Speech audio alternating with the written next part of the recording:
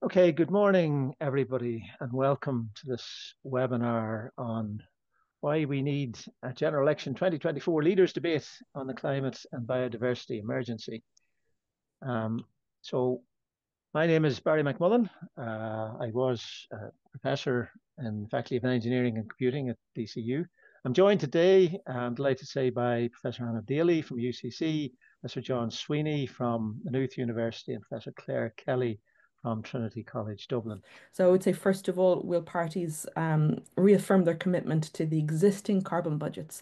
And then secondly, the question of whether they support climate decarbonisation in principle is not enough. They actually then have to spell out precisely what their policy positions is across every sector to meet that gap between where we're currently going and what carbon budgets actually are. And that is incredibly difficult because it requires very precise and careful and technical policy development in transport, in housing, in industry, in the enterprise and the economic sectors, and in agriculture and land use. So that covers a very wide range of, you're talking about policies that span taxation, communications, state capacity, equity, things like this. So it requires very careful and detailed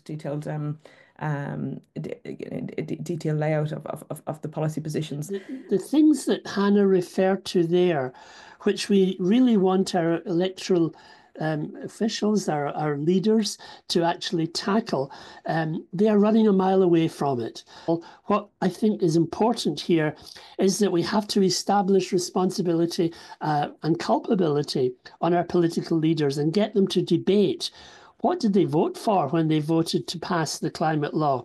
What did they vote for when they voted to pass the climate emergency and biodiversity emergency motion?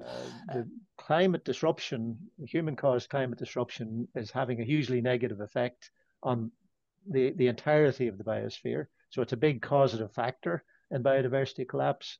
But similarly, biodiversity disruption, in turn, an ecological collapse contributes to exacerbating the climate crisis. We can't solve the climate crisis without addressing the biodiversity crisis. We can't effectively address the biodiversity crisis without addressing the climate crisis as well. They do go hand in glove. So it would be very important that parties actually address both of them. Never before has our young people's future been subject to such a discernible threat, and the evidence has never been clearer, and the cost of inaction on the climate and biodiversity crisis has never been more severe. So our young people will inhabit a future that is directly determined by our actions and our inactions today.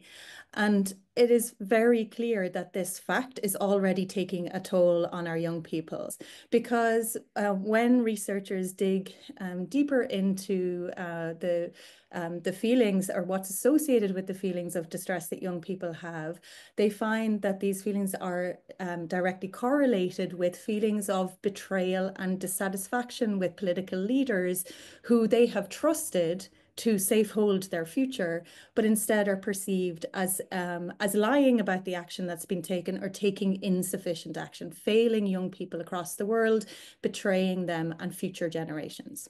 What we need from our political leaders is leadership. We look to other people to know how to behave. We look to our political leaders to lead. We need honest, strong, coherent, transparent, and communicative leadership. And we need action, and we need it yesterday. The next best time is as soon as the new government gets into power.